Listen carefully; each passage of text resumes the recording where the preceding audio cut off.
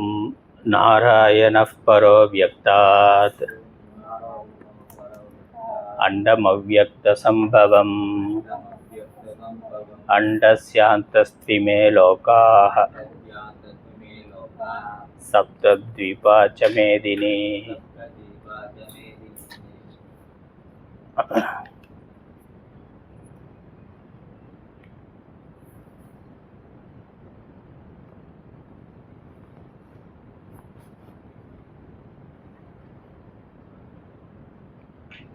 ஸ்ரீமத் பகவத்கீதையில்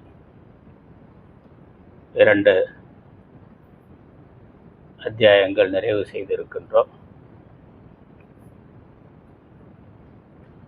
3வது அத்தியாயத்தினுடைய தொடக்கமாக ஆச்சாரியர் ஒரு முகவுரை செய்திருக்கின்றார். 2வது அத்தியாயத்தில் சொல்லப்பட்ட விஷயத்தினுடைய சாரத்தை முதல்ல சொல்லி, பிறகு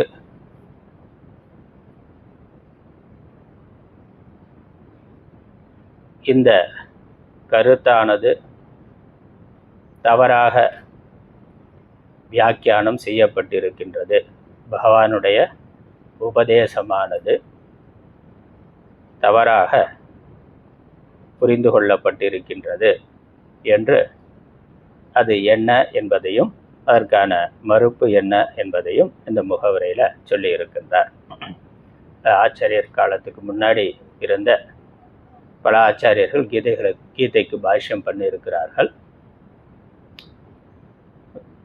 முக்கியமாக அதில் ஞான கர்ம சமுச்சயம், ஞானமும் கர்மமும் சேர்ந்து மோட்சத்தை தரத்தக்கது என்ற சித்தாந்தத்தை உடைய பலர் பகவத்கீதைக்கு வியாக்கியானம் செய்திருக்கிறார்கள். அது பகவானுடைய கருத்துக்கு மாறானது என்பதை இந்த முகவுரையில் நிரூபணம் செய்கின்றார்.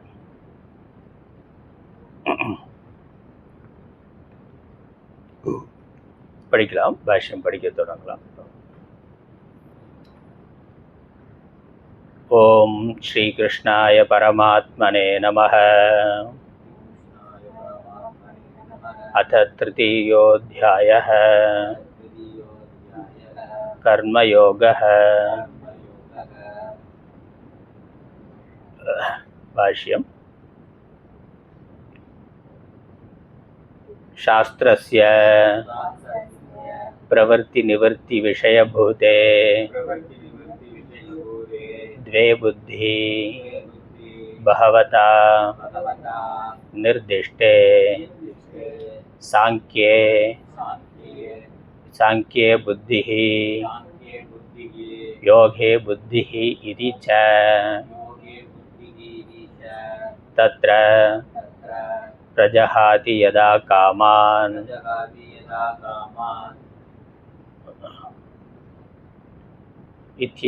इति आरभ्य अध्याय परिसमाप्तेः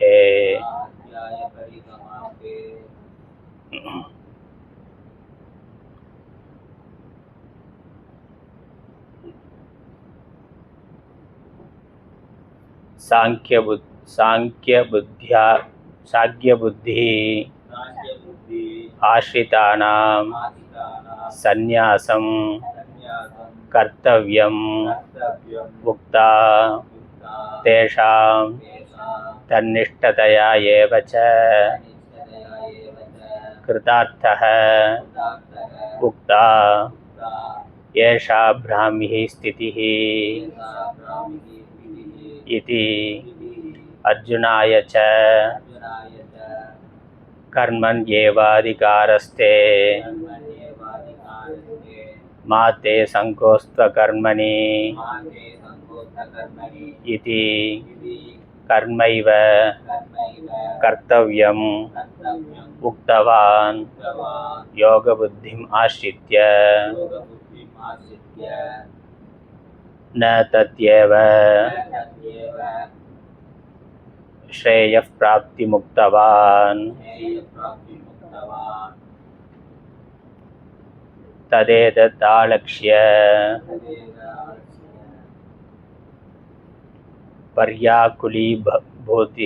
பர்யாகுலீபூத புத்திः அர்ஜுன உவாச்ச. இந்த 3வது அத்தியாயம் அர்ஜுனனுடைய கேள்வியோடு தொடங்குகின்றது. சென்ற அத்தியாயத்தில் சின்ன விஷயங்களில் ஒரு குழப்பம் ஏற்பட்டு அதை அர்ஜுனன் கேட்கின்றான். சென்ற அத்தியாயத்தில் என்ன பகவான் சொன்னார் என்பதை ரொம்ப சுருக்கமாக ஆச்சாரியர் சொல்லுகின்றார். சாஸ்திரஸ்ய பிரவர்த்தி நிவர்த்தி விஷயபூதே த்வே புத்தி பகவதா நிர்திஷ்டே. பகவானால் 2 புத்தியானது சொல்லப்பட்டது. சாஸ்திரத்தில் சொல்லப்பட்டுள்ள பிரவர்த்தி நிவர்த்தி என்ற 2 புத்தியானது சொல்லப்பட்டது. பிரவர்த்தி மார்க்கம் நிவர்த்தி மார்க்கம் என்று. அதனால் பிரவர்த்தியையும் நிவர்த்தியையும் விஷயமாக கொண்ட 2 விதமான அறிவுகள் பகவானால் உபதேசிக்கப்பட்டது. தெளிவாக சுருக்கமாக சொட்டார். சென்ற அத்தியாயத்தில் இதுக்கு வரைக்கும் பார்த்தது கர்மம் ஞானம், கர்மயோகம் ஞான யோகம், சாங்கியம் யோகம் என்பது அதை பிரவர்த்தி நிவர்த்தி. பிரவர்த்திகி நிவர்த்திகி. கர்மயோகம் பிரவர்த்திகி, சாங்கியம் என்பது நிவர்த்திகி அல்லது சந்நியாசம். இப்படி 2 புத்தியானது 2 விஷயங்களை பற்றிய ஞானத்தை பகவான் சென்ற அத்தியாயத்தில் உபதேசம் பண்ணார். சாங்கியம்னா என்ன என்பதையும் விரிவாக சொன்னார்.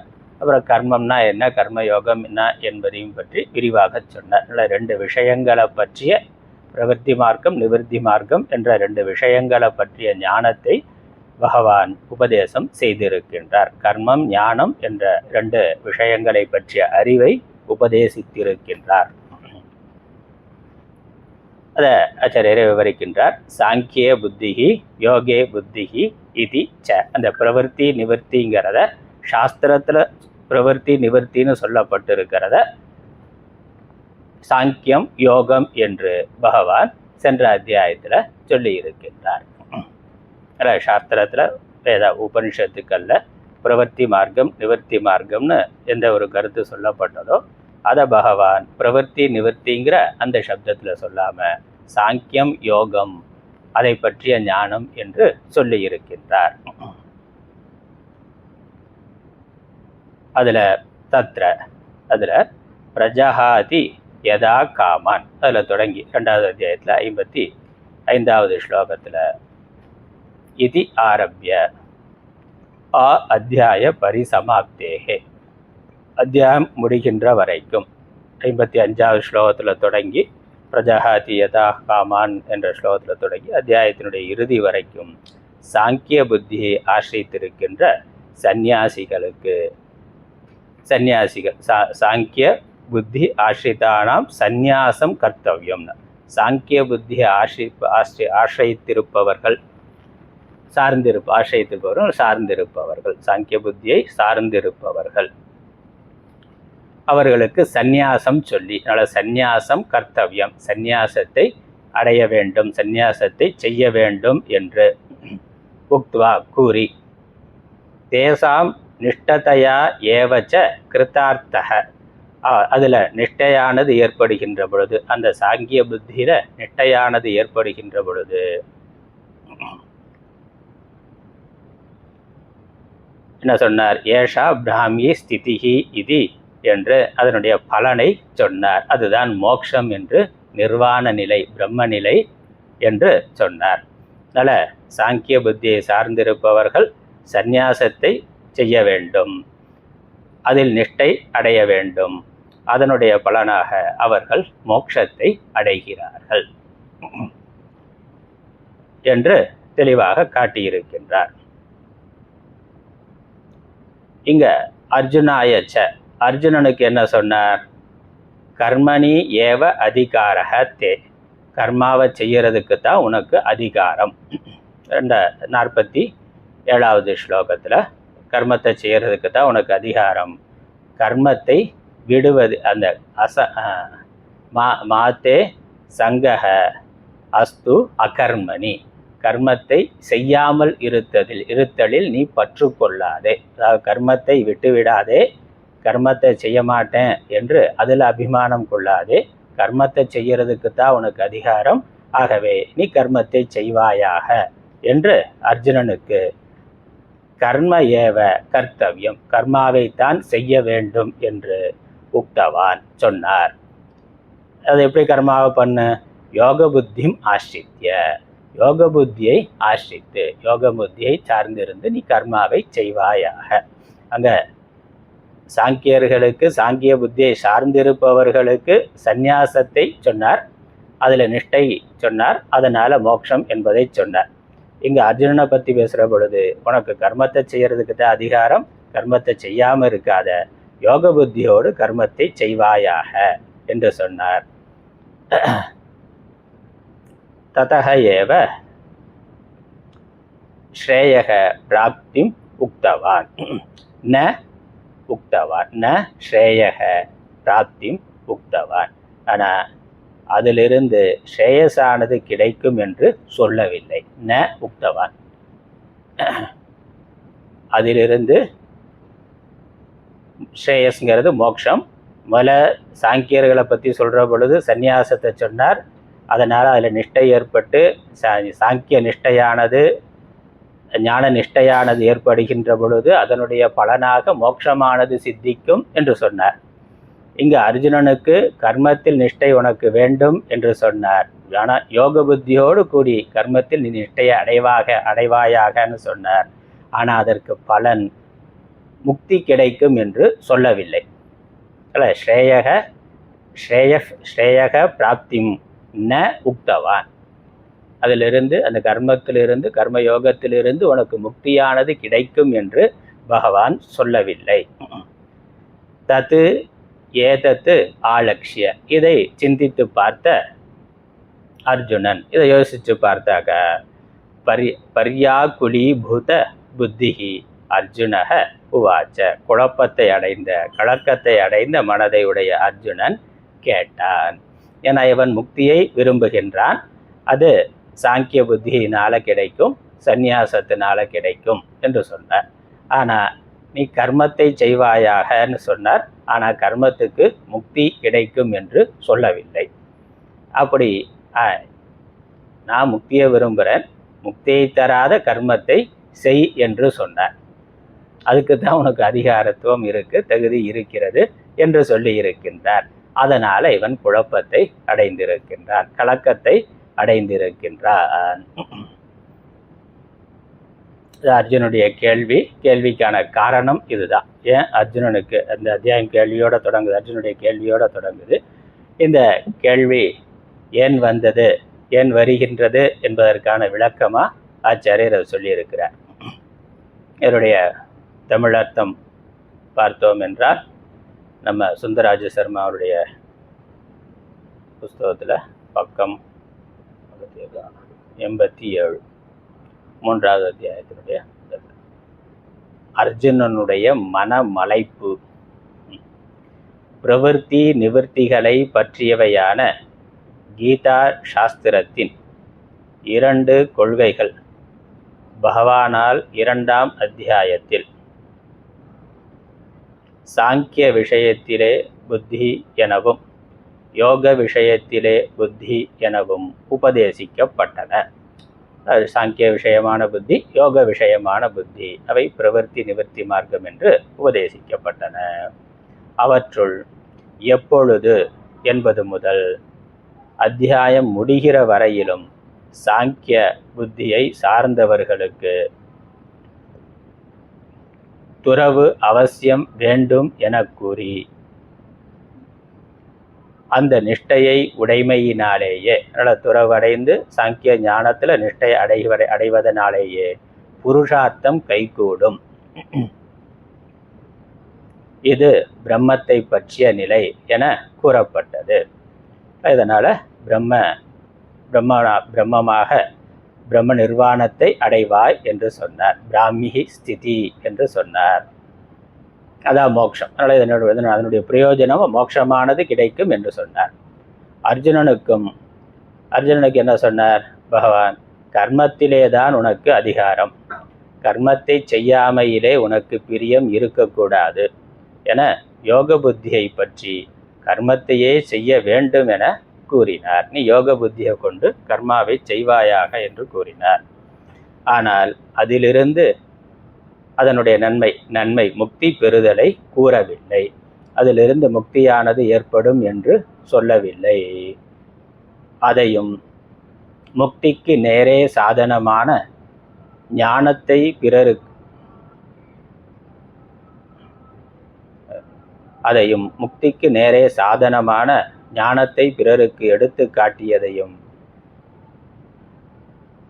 இதையும் அதற்கு விரோதமான கர்மத்தை அனுஷ்டிக்கும்படி தனக்கு சொன்னதையும் பார்த்து அறிவு திகைத்த அர்ஜுனன் கூறலானான்.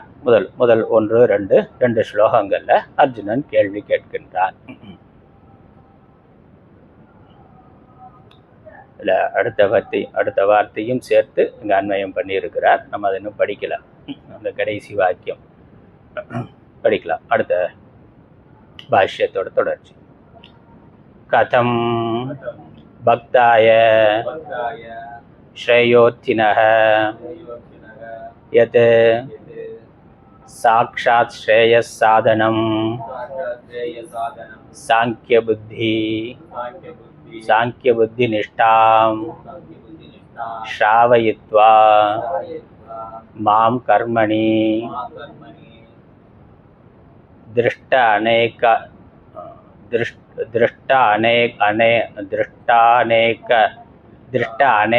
அனர்த்தயுக்தே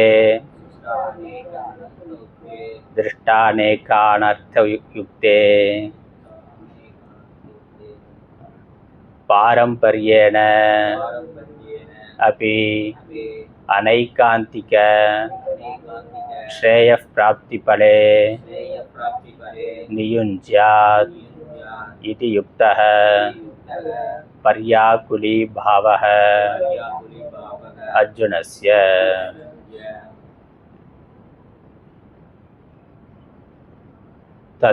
ததனுரூபஸ்ச பிரஷ்னः ஜாயசி சேத் இத்யாதிः பிரஷ்ன அபாகரண வாக்கியம் ச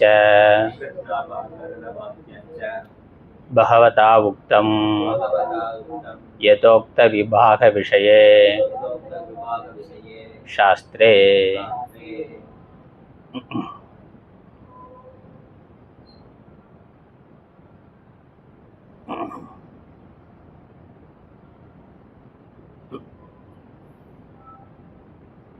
கதம் எப்படி அவனுக்கு குழப்பம் வந்ததுங்கிற விளக்கம் கொடுக்குறேன். பக்தாய ஸ்ரேயः அர்த்தினः யத் சாக்ஷாத் ஸ்ரேயஸ் சாதனம் சாங்கிய புத்தி நிஷ்டாம் ஸ்ராவயித்வா. பக்தனுக்கு, வேறொரு பக்தனுக்கு ஸ்ரேயஸை விரும்புகின்ற, முக்தியை மோட்சத்தை விரும்புகின்ற ஒரு பக்தனுக்கு நேரடியான மோட்ச சாதனம் சாங்கிய புத்தி, அதில் நிஷ்டையை அடைதல் என்பதை கேட்டுவிட்டு அதை பகவான் உபதேசம் பண்ணார். ஸ்தித பிரஜர்கள் எப்படி இருப்பான் என்று அர்ஜுனன் கேட்டதுக்கு பகவான் அதை சொன்னார். அப்போ அந்த ஸ்தித பிரஜர்கள் என்ற அந்த வேறொரு விதமான பக்தர்கள் சாங்கிய புத்தியினால் நிஷ்டையை அடைந்து மோட்சத்தை அடைகிறார்கள். அந்த சாங்கிய புத்தியினாலேயே நேரடியாக மோட்சத்தை அடைகிறார்கள். அந்த சாங்கிய புத்தியானது சாக்ஷாத் ஸ்ரேயஸ் சாதனம், சாங்கியமானது ஞானமானது நேரடியான மோட்ச சாதனமாக இருக்கின்றது என்பதை கேட்டுவிட்டு அதை கேட்டான். அப்புறம் என்னன்னா, மாம் கர்மணி திருஷ்ட அநேக அனர்த்த யுக்தேனம். என்னை அர்ஜுனனுக்கு என்ன சொன்னார்? நீ கர்மாவை பண்ணுன்னு சொன்னார். இந்த கர்மா எப்படிப்பட்டதாக இருக்குது? நேரடியாக பார்த்தாலே பிரத்யட்சமாக தெரியக்கூடிய அநேக விதமான அனர்த்தங்களோடு கூடியதான அனர்த்தம்னா அது செய்யறதுல இருக்கக்கூடிய பலவிதமான பிரச்சனைகள். ஒரு கர்மாவை செய்கிற பொழுது வரக்கூடிய சரீர சிரமம் இருக்குது, மனக்கலக்கம் இருக்குது. அப்புறம் 4 பேரோட சேர்ந்து விவகாரம் பண்ண வேண்டி இருக்குது, அதனால் வரக்கூடிய பிரச்சனைகள் இருக்குது. அப்புறம் அதற்கு பொருள் தேவைப்படுது, அதற்கான உரிய இடம், உரிய காலம், இப்படி அநேக விஷயங்களை பல ஆட்கள் சகாயத்துக்கு பலரை உதவிக்கு வைத்து கொள்ள வேண்டியிருக்கு. அவர்களால் வரக்கூடிய பிரச்சனை இருக்குது. அப்புறம் அரசியல் ரீதியான பிரச்சனை இருக்குது. அதனால் ஒரு கர்மாவை பண்ணுற பொழுது அதில் தெளிவாகவே கர்மாவை பண்ணுறதுல இருக்கக்கூடிய பிரச்சனைகள் தெரிகின்றது. அதனால் அனர்த்தங்கள் பல தெரிகின்றன. திருஷ்டன கண்கூடா பார்த்தாலே தெரிகின்றது. அதனுடைய பலனும் அப்படித்தான் அது அனித்தியமானதாக இருக்குன்னு தெரியுது. பாரம்பரியன அப்படி பாரம்பரியமாக கூட அந்த கர்மாவானது பரம்பரையை தொடர்ந்து பண்ணிக்கொண்டே இருந்தால் முக்திக்கு போயிடலாமா அப்படின்னா அப்படியும் கூட இல்லை. பாரம்பரியன அப்படி அனைகாந்திக ஸ்ரேய பிராப்தி பலே நியுஞ்சியாத். அந்த நிச்சயம் முழுவதுமாக அனைகாந்திகன முற்றிலுமாக அப்படின்னு அர்த்தம். முற்றிலுமாக ஸ்ரேயஸ் மோட்சத்தை அடைகின்றதில் சேர்ப்பது இல்லை. பரம்பரையாக கூட அது சேர்ப்பது இல்லை, பல அனர்த்தங்களை உடையதாக இருக்கின்றது என்பதை பர்யாகுலி பாவக இதெல்லாம் யோசித்து பார்த்து அதனால் கலக்கத்தை குழப்பத்தை அடைந்த அர்ஜுனன் கேட்டான். என்ன கேட்டான்? தது அனுரூபஷ்ட பிரஷ்னக ஜாயசி சேத் இதி. இது முதல் ஸ்லோகம். 2வது ஸ்லோகம் அவனுடைய கேள்வியை நீக்குவதற்காக ரொம்ப அழகாக சொல்ல பிரஷ்ன அபாகரண வாக்கியம்னு. பிரஷ்ன அபாகரண வாக்கியம்னா பகவானுடைய உபதேசம். அர்ஜுனுடைய கேள்விக்கு பகவான் சொல்லுகின்ற பதில். அந்த பதிலுங்கிறத ஆச்சாரியர் எப்படி சொல்கிறார்? பிரஷ்ன அபாகரண, பிரஷ்னத்தை கேட்பவனுடைய மனதில் எழுந்திருக்கின்ற கேள்வியை நீக்குகின்ற வாக்கியத்தை பகவதா யுக்தம், பகவானால் சொல்லப்பட்டது. யதோக்த விபாக விஷயே சாஸ்திரே, சொல்லப்பட்ட விபாகம் இந்த பிரவர்த்தி நிவர்த்தி என்ற விபாக விஷயமான சாஸ்திர விஷயமானது பகவானால் சொல்லப்படுகின்றது. அர்ஜுனுடைய கேள்வி ஒரு கேள்வின்னு வந்தால் அதற்கான பதில் கேள்வி கேட்பவனுடைய மனதிலிருந்து அந்த கேள்வியை நீக்குவதாக இருக்கணும். அவர் பதில் சொன்னால் அதுக்கு மேலேயும் அவனுக்கு அந்த கேள்வி இருந்து கொண்டே இருந்தாக்கா அந்த பதில் சரியான பதில் இல்லைன்னு அர்த்தம். ஆமாம், அப்போ அதில் சந்தேகம் இல்லை. அந்த கேள்வியே திரும்ப இல்லைன்னா அந்த கேள்வியை காலி பண்ணிடுச்சு. அந்த பதிலானது கேள்வியே காலி. அப்படிதான் ஆச்சாரியர் அழகாக சொல்கிறார். பிரஷ்ன அபாகரண வாக்கியம்னா அந்த கேள்வியை அபாகரணம்னா அதை நீக்கிறது, அதை காலி பண்ணுறது, நீக்கிறது. அதை நீக்குவதான அந்த பதிலை பகவான் விபாகத்தோட, சாஸ்திர விபாகத்தோட சொல்லி இருக்கின்றார்.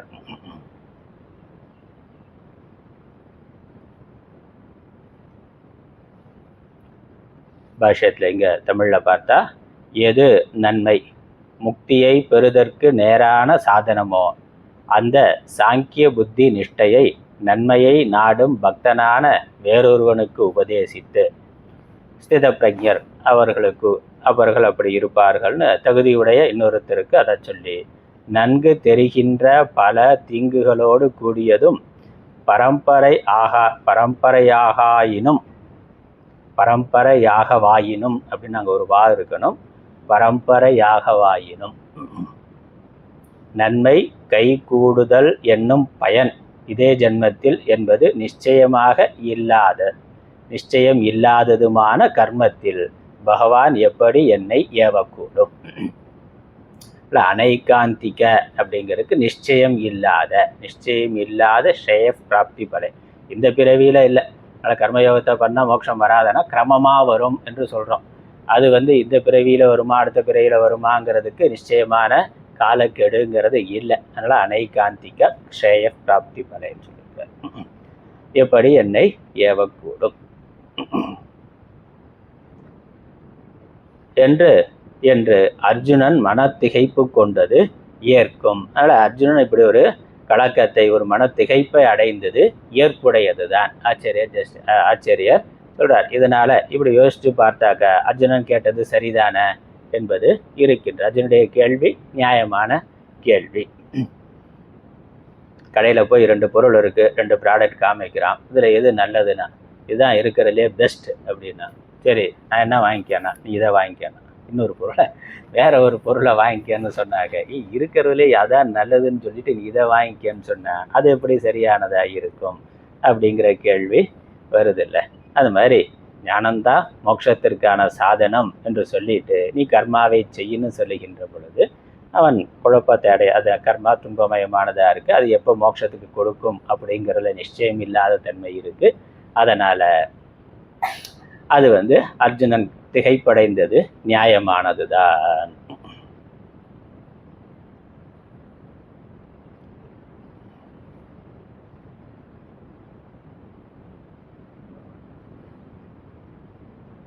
அதற்கு பகவான் பதில் சொல்றார், கர்மயோகமானது என்பது முதலான வினாவும் அதற்கு ஏற்ப உள்ளது. பின்னும் சாஸ்திரமானது கீழ்கூறிய ஞானம் கர்மம் என்ற இப்பிரிவை தான் கூறும் விஷயமாக கொண்டிருத்தலால் தான் அர்ஜுனனுடைய வினாவை ஏற்றுக்கொள்ளாது தள்ளிவிடுகின்ற பகவானுடைய திருவாக்கும் பொருத்தமாகும். பகவானும் அதற்கு அர்ஜுனுடைய கேள்வியை ஏற்றுக்கொண்டு பதில் சொல்லுகின்றார்.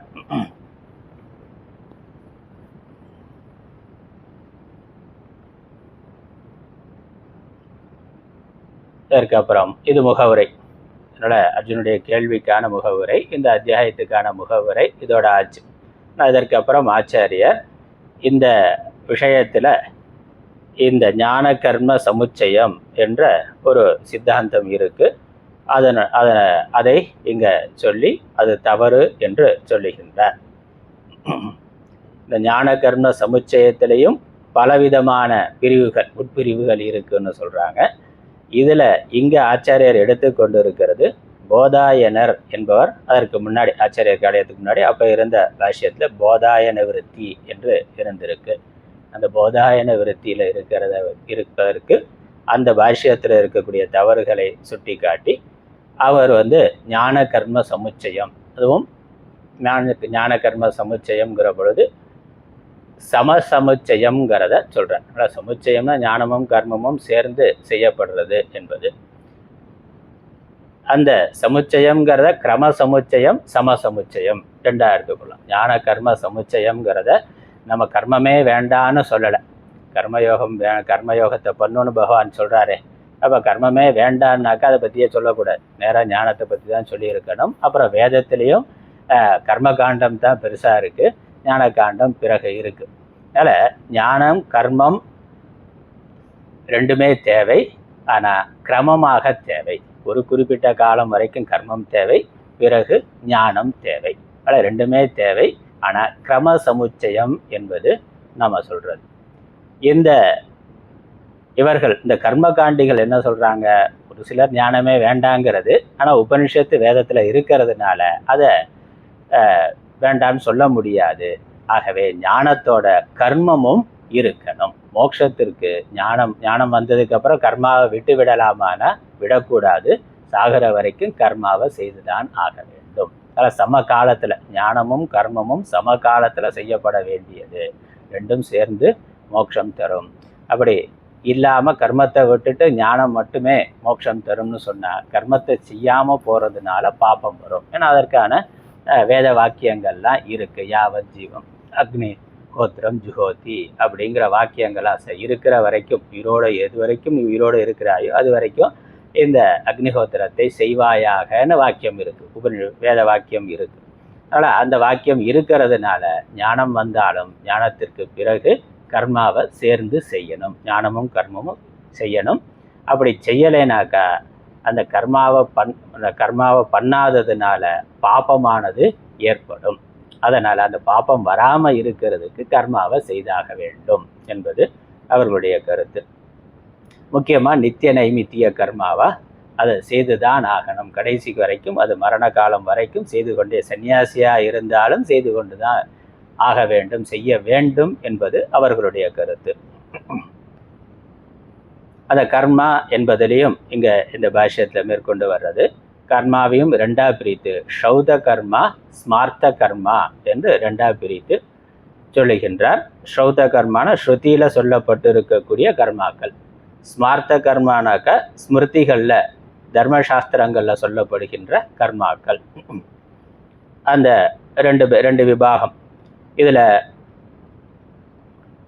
ஸ்ருதியில் சொல்லப்பட்டதை விட்டாலும் ஸ்மிருதியில் சொல்லப்பட்டதை விடக்கூடாது என்று அவர்களுடைய கருத்து. அதனால் ஞானம் கடைசி வரை ஞானம் வந்த பிறகும் சன்னியாசியாக இருந்தாலும் கர்மாவே செய்யணும். அதை ஞான கர்ம சமுச்சயம் சமுச்சயம் சமகாலத்தில் ரெண்டும் செய்து கொண்டே இருக்க வேண்டும். அந்த கர்மாவையும் ரெண்டாக பிரித்து ஸ்ரௌத கர்மா ஸ்மார்த்த கர்மா. சன்னியாசிகள் வேணால் ஸ்ரௌத கர்மாவை விட்டுட்டு ஸ்மார்த்த கர்மாவையும் ஞானத்தையும் வைத்து கொள்ளலாம். கிரகஸ்தர்கள் மூணையும் இது ஸ்ரௌத கர்மா ஸ்மார்த்த கர்மா ஞானம் மூணும் கண்டிப்பாக அபியாசம் பண்ணி ஆகணும் என்று சொல்லுகிறார்கள். அது அவர்களுடைய கருத்து. அதை ஆச்சாரியர் மேற்கோள் காட்டி அது தவறு என்று மேற்கொண்டு விளக்குகின்றார். அதனால் இதுக்கு மேலே வர்ற பாஷ்யம் கொஞ்சம் மண்டையை உடச்சிக்கிற மாதிரி தான் இருக்கும். அதனால் பார்க்கலாம்.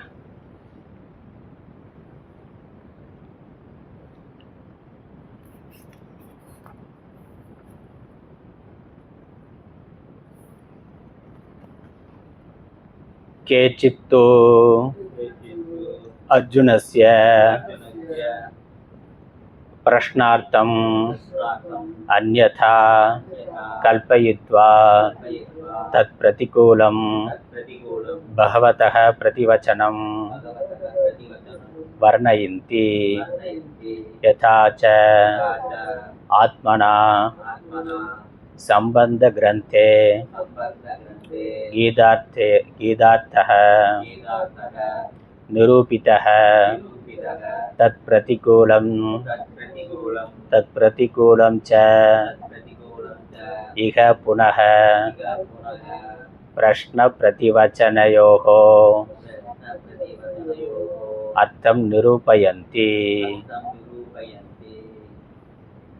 கேச்சித்து சிலர், யாரு என்று ஆச்சாரியர் குறிப்பிடலை.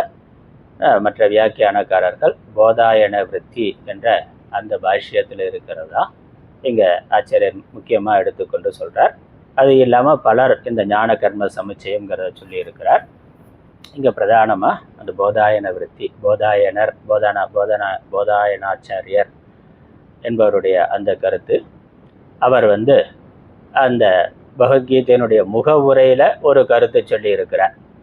அதுக்கப்புறம் இந்த அத்தியாயத்தினுடைய 3வது அத்தியாயத்தினுடைய முகவுரையில் ஒரு கருத்து சொல்கிறார். அந்த 2 கருத்துக்களுக்குள்ளேயுமே முரண்பாடு இருக்கின்றது. அதை முதல்ல ஆச்சாரியர் காட்டுகின்றார். அதனால் கேச்சித்து சிலர் அர்ஜுனஸ்ய பிரஷ்ன அர்த்தம் அந்யதா கல்பயித்வா, அர்ஜுனன் கேள்வி கேட்டதனுடைய அர்த்தத்தை வேறு விதமாக கல்பித்து கொண்டு, மாறாக இது அர்ஜுனன் கேட்டதனுடைய நோக்கம் இதுதான், ஞானம் நேரடியாக மோட்சம் தரும், ஆனால் கர்மம் நேரடியாக மோட்சம் தரும்னு உங்களால் சொல்லப்படவில்லை.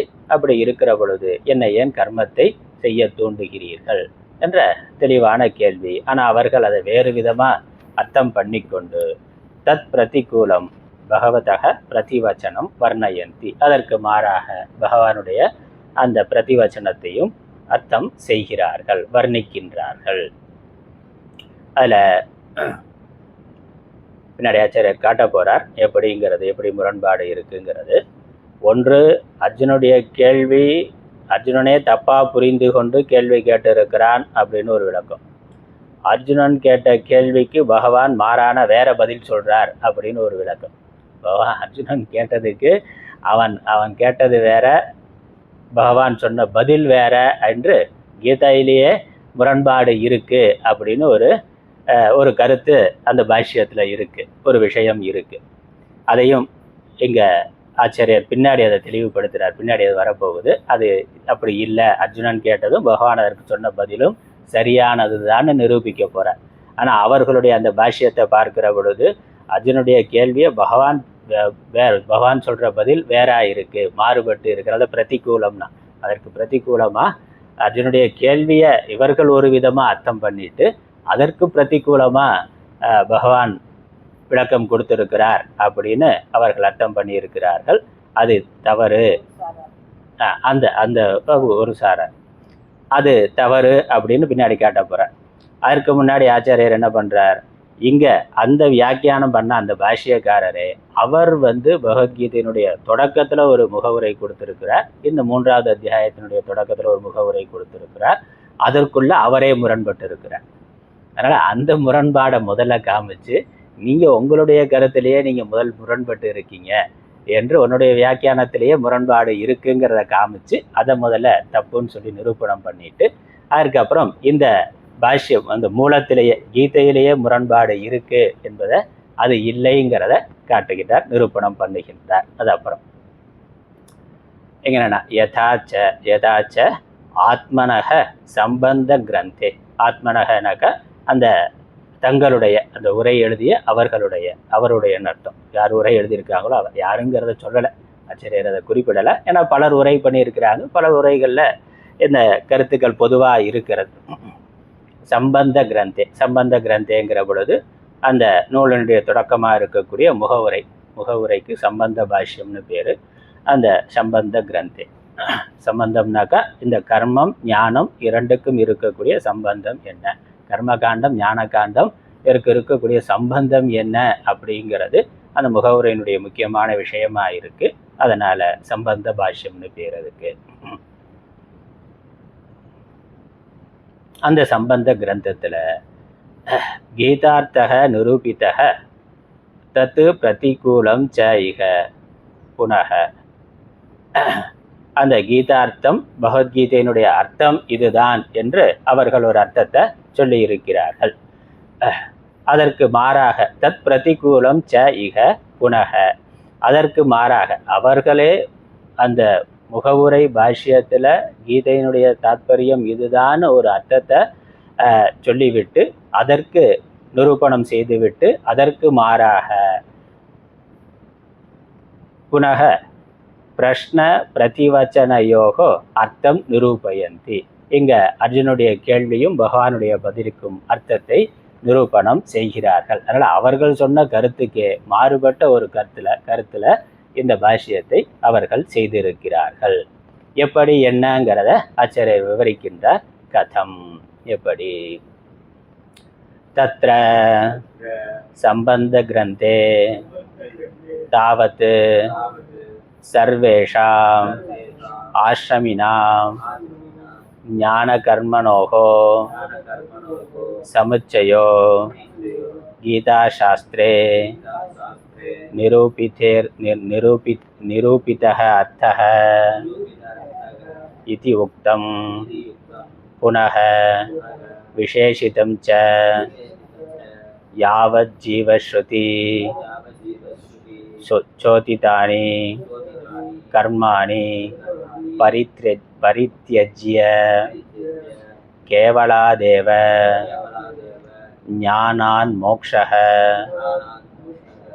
பிராப்யத இதி ஏதத் ஏகாந்தேனைவ பிரதிஷித்தமிதி.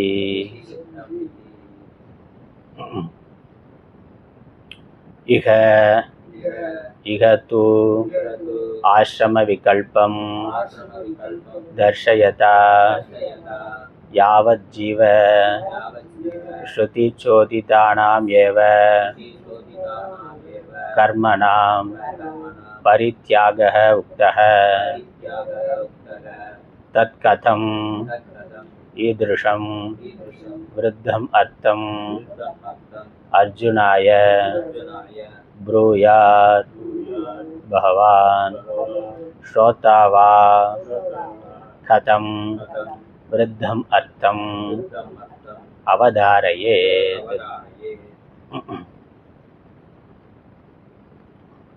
எப்படி முரண்பட்டு இருக்கிறார்கள் என்பதை சொல்லுகின்றார். கதம்னா எப்படி முரண்பாடு இருக்கு. தத்ர அங்கேனா அந்த சம்பந்த கிரந்தே, தத்ர சம்பந்த கிரந்தே தாவத் சர்வேஷாம் ஆஶ்ரமினாம் ஞான கர்மணோஹோ சமுச்சயः கீதாசாஸ்திரே நிரூபிதः அர்த்தः இதி உக்தம். அந்த பாஷ்யத்தில் அவர்கள் என்ன சொல்லுகிறார்கள், முழு கீதா சாஸ்திரத்திலையும் எல்லா ஆசிரமத்தில் இருக்கக்கூடியவர்களுக்கும் ஞான கர்மமானது சொல்லப்பட்டிருக்கின்றது என்று அங்க நிரூபணம் செய்கிறார்கள். சர்வேஷாம் ஆசிரமினாம், எல்லா சன்னியாசிகள் உட்பட எல்லா ஆசிரமத்தில் இருக்கக்கூடியவர்களுக்கும் ஞான கர்மத்தினுடைய சமுச்சயம் இரண்டும் சேர்ந்து செய்யணும், மரண பரியந்தம் செய்யணும். அப்படி செஞ்சாதான் மோட்சம் அப்படின்னு கீதா சாஸ்திரம் நிரூபணம் செய்கின்றது. கீதா சாஸ்திரே நிரூபிதக, இந்த கீதா சாஸ்திரமானது நிரூபிக்கின்ற அர்த்தம் இதுதான் என்று அவர்கள் நிரூபிக்கின்றார்கள். கீதா சாஸ்திரம் சொல்லுகின்ற அர்த்தம் இதுதான். எது? எல்லா ஆசிரமத்தில் இருக்கக்கூடியவர்களும் ஞானம் கர்மம் இரண்டையும் செய்ய வேண்டும். அதுக்கப்புறம் அது மட்டும் இல்லை, அதற்கு அவர்கள் கொடுக்குற மேற்கோள் புனக விசேஷிதம் ச, அப்புறம் விசேஷமாக அதுக்கான வாக்கியத்தை காமிக்கிறார்கள். ஸ்ருதி வாக்கியத்தை யாவத் ஜீவ ஸ்ருதி சோதிதானி கர்மாணி பரித்யஜ்ய. அது மட்டுமல்ல, அவ்வாறு நிரூபணம் செய்தது மட்டுமல்ல, இந்த யாவத் ஜீவம் அக்னிஹோத்திரம் ஜுஹோதி என்ற அந்த ஸ்ருதியில வேதத்தில் இருக்கக்கூடிய வேதத்தினால் தூண்டப்பட்ட அந்த கர்மாக்களை விட்டுவிட்டு கேவலா தேவ ஞானான் மோக்ஷக பிராபியதே, கேவலம் ஞானத்தினால் மட்டுமே மோட்சமானது கிடைக்கும் என்ற அந்த கருத்தை, இது ஏதது என்ற அந்த கருத்தை ஏகாந்தேன ஏவ பிரதிஷித்தம் இது முழுவதுமாக ஒட்டுமொத்தமாக அவர் மறுத்திருக்கிறார். பகவான் மறுக்கிறார், ஒட்டுமொத்தமாக மறுக்கிறார். அதில் பகவத்கீதையில் பகவான் என்ன சொல்லியிருக்கிறார்னா, ஞான கர்ம சமுச்சயத்தை சொல்லி இருக்கிறார். அது சொன்னது மட்டுமல்ல, ஞானத்தினால மட்டுமே, கேவல கர்மம் இல்லாத கேவல ஞானத்தினால் மட்டுமே மோட்சம் என்பதை மறுத்திருக்கின்றார்.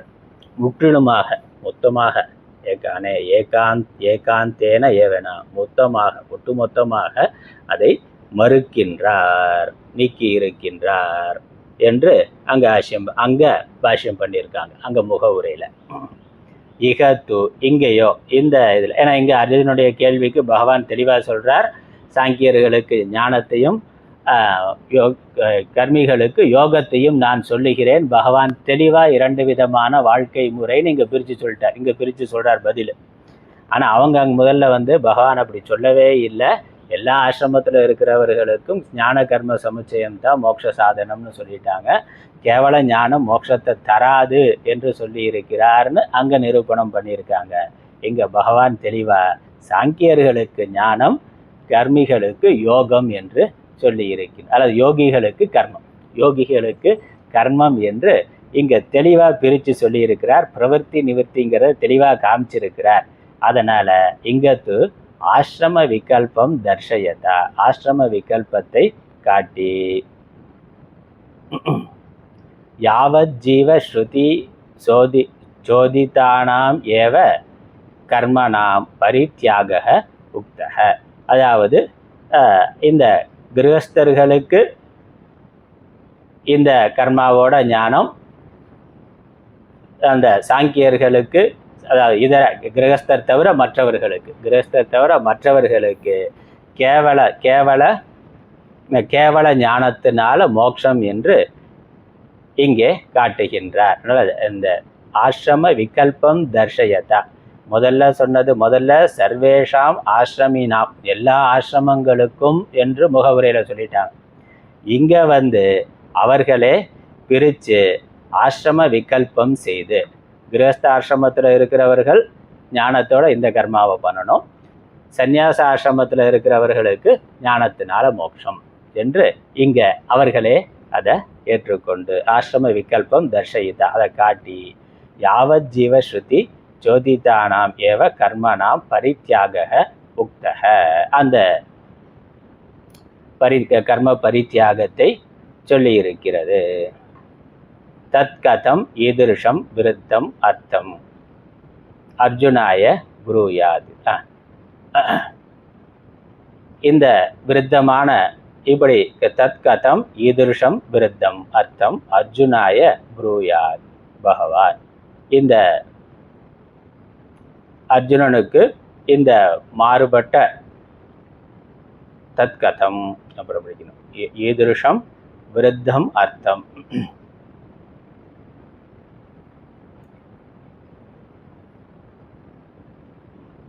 இப்படி மாறுபட்ட கருத்தை பகவான் அர்ஜுனனுக்கு எப்படி சொல்வார்?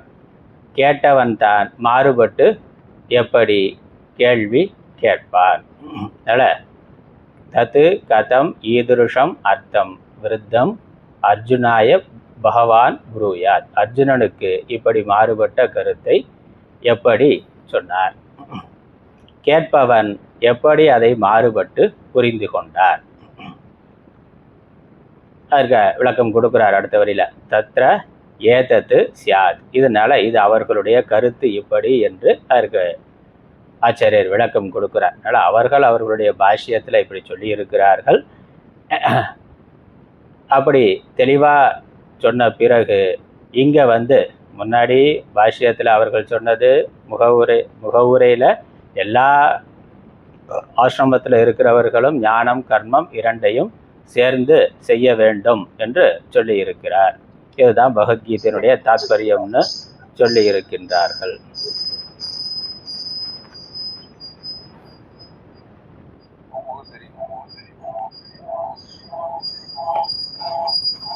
யாரா மியூட் பண்ணாமல் இருக்கீங்க, மியூட் பண்ணுங்க. ஆன்லைனில் இருக்கிறவங்க மியூட் பண்ணுங்க.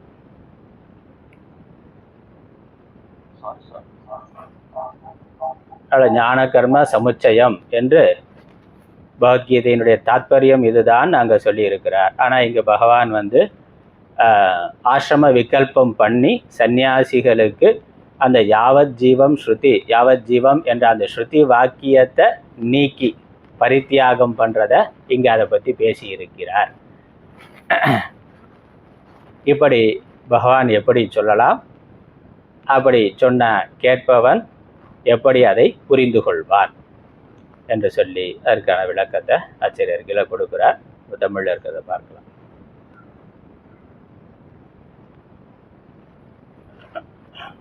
எப்படி எனில், ஆனால் சிலர்லேருந்து பார்க்கலாம். ஆனால் சிலர் அர்ஜுனனுடைய வினா பொருளை வேறு விதமாக கற்பித்து பகவான் மறுமொழியை அதற்கு மாறாக விவரிக்கின்றனர். அன்றியும் தாம் கீதைக்கு எழுதிய முகவுரையிலே கீதையின் பொருளானது தம்மால் எப்படி ஆராய்ச்சி செய்யப்பட்டதோ அதற்கு மாறாகவும் இங்கே 3ஆம் அத்தியாயத்தின் தொடக்கத்திலே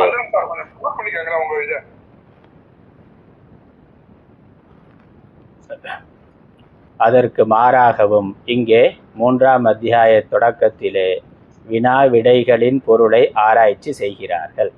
முதல்ல அவர்கள் ஒரு அர்த்தம் கொடுத்துட்டு இங்கே மாறா ஒரு அர்த்தம் செய்கிறார்கள்.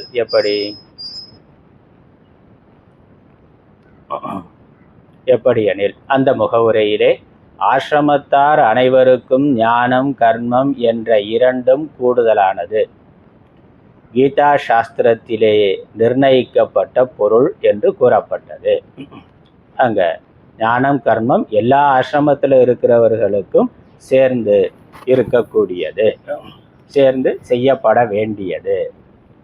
அதுதான் கீதையினுடைய தாத்பரியம், கீதா உபதேசத்தினுடைய தாத்பரியம் என்று வியாக்கியானம் செய்திருக்கிறார்கள். பின்னர் உயிர் வாழ்க்கை முழுவதும், அது மட்டுமல்ல, உயிர் வாழ்க்கை முழுவதும் என்னும் ஸ்ருதியினால் விதிக்கப்பட்ட கர்மங்களை துறந்து ஞானம் ஒன்றினாலே மாத்திரம் முக்தி கிடைக்கும் என்ற இது முற்றிலும் மறுக்கப்பட்டது என்றும் சிறப்பித்து கூறப்பட்டது. அங்கேயே அதையும் பண்ணியிருக்காங்க. ஞானம் கர்மம் ரெண்டும் சேர்ந்து செய்யப்பட வேண்டியது, அதுதான் கீதையினுடைய தாத்பரியம் என்று அதை சொன்னதோடு மட்டுமல்ல, இந்த ஞானத்தினாலேயே மோட்சம் என்று சொல்பவர்களுடைய கருத்தை முழுக்க நீக்கி இருக்கிறார், முற்றிலும் மறுத்திருக்கிறார்கள். இங்கே என்ன பண்ணியிருக்கிறார்கள்? 3ஆம் அத்தியாய தொடக்கத்திலோ பகவான் ஆசிரம வேறுபாட்டை ஞானம் கர்மம் என்ற இரண்டினுள் ஒருவனுக்கு ஏதாவது ஒன்றிலேயே நிஷ்டையை உணர்த்துகிறார். இங்கே பகவான் அர்ஜுனுடைய கேள்விக்கு சொல்லுகின்ற பதிலில் 2 விதமான வாழ்க்கை முறை. ஒருவன் ஒரு நேரத்தில் ஒரு வாழ்க்கை முறையில் ஒரு பிரவர்த்தியோ அல்லது நிவர்த்தியோ அதில் தான் இருக்க முடியும் என்று தெளிவாக சொல்லுகின்றார், உணர்த்துகின்றார். உணர்த்தலே உயிர் வாழ்க்கை முழுவதும் என்னும் ஸ்ருதியினால் விதிக்கப்பட்ட அந்த கர்மங்களையே துறந்திடுதல் கூறப்பட்டதாயிற்று. அப்படி பகவான் தெளிவாக சொல்லிட்டதுனால வேதத்தினுடைய அந்த வாக்கியமான யாவத் ஜீவம் என்ற அந்த வாக்கியமானது நீக்கப்பட்டதாக ஆகிறது. யாரு? பகவானாலேயே அவர்கள் மேற்கோள் காட்டின அந்த வாக்கியமானது நீக்கப்பட்டதாக ஆகிவிடுகின்றது. இப்படி இத்தகைய மாறுபட்ட அந்த விஷயத்தை பகவான் எப்படி அர்ஜுனனுக்கு கூறுவார்?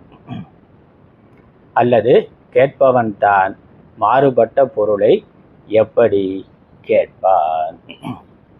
அதனால இப்படி பகவான் மாறுபட்டு கூறியிருக்கிறார்.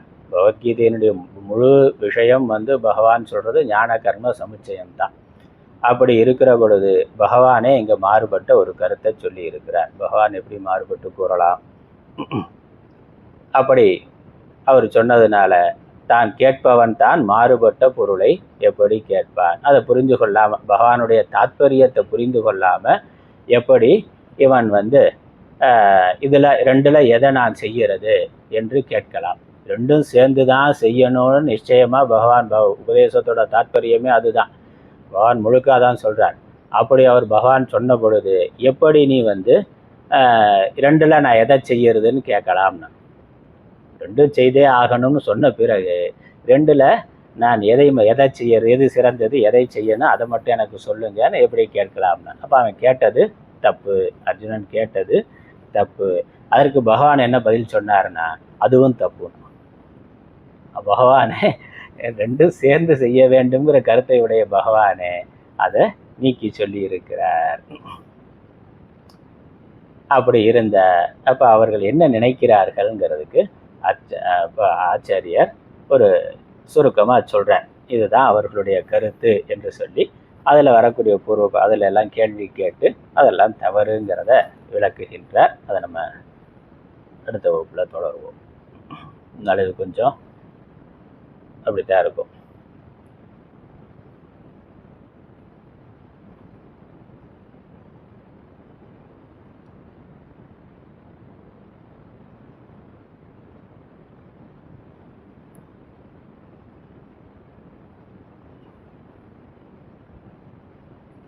ஓம்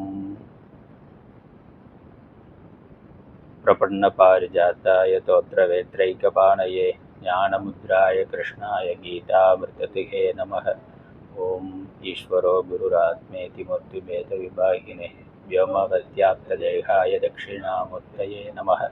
ओम पूर्णमदः पूर्णमिदं पूर्णात् पूर्णमुदच्यते पूर्णस्य पूर्णमादाय पूर्णमेवावशिष्यते।